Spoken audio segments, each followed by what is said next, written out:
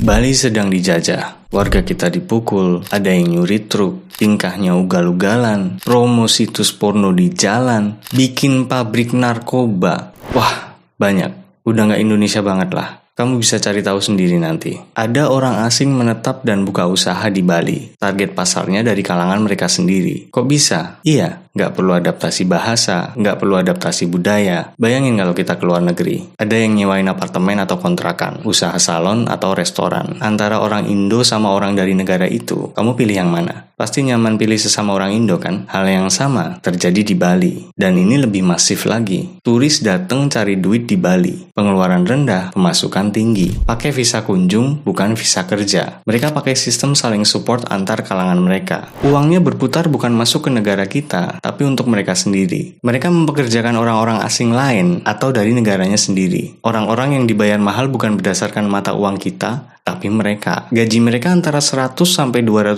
ribu per jam. Sementara UMR Bali itu 2,8 juta. Dan gak semua dibayar sesuai standar.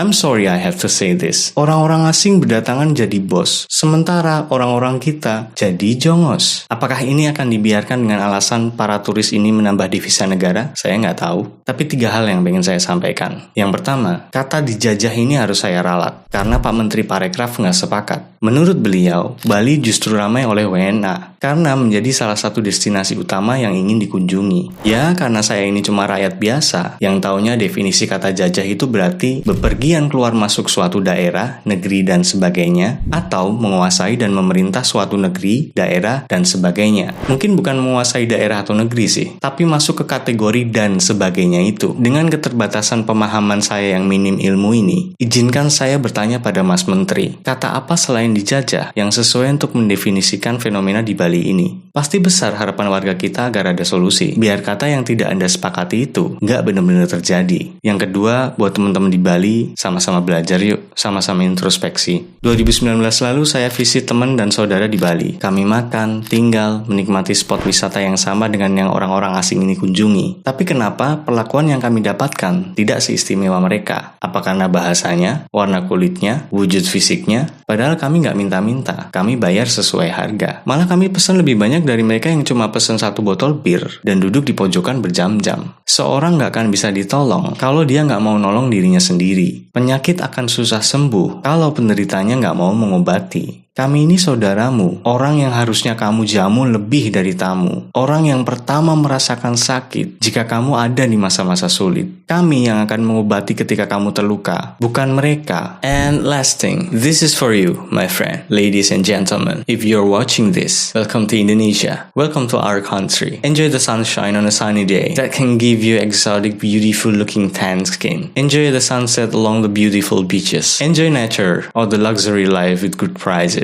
Enjoy the kindness and politeness of our people. That's our culture. But please, kindly behave. Don't take it for granted. I believe those things that happen on social media are not how the culture of their country teaches them. It's just shitty people with a shitty attitude. Indonesia has this motto that says Bhinneka Tunggal Ika, which means unity in diversity. So, if you hurt one of our people, it means you hurt the entire nation. We don't want any problem with foreigners. We've already got one back in 1945. And it's pretty rough, just so you know. So the things with Indonesia's rules and policy, you either respect or you can go back to wherever the hell you're coming from. Brothers and sisters se-Indonesia, segimanapun kita benci sama kelakuan adik kita ini tetap saudara. Gimana kalau udahan marahannya? Saudara kita lagi dijailin nih. Bali lagi butuh bantuan dan perhatian. I guess waktunya kita bergerak dan bersuara. Save Bali dan salam dari Jawa.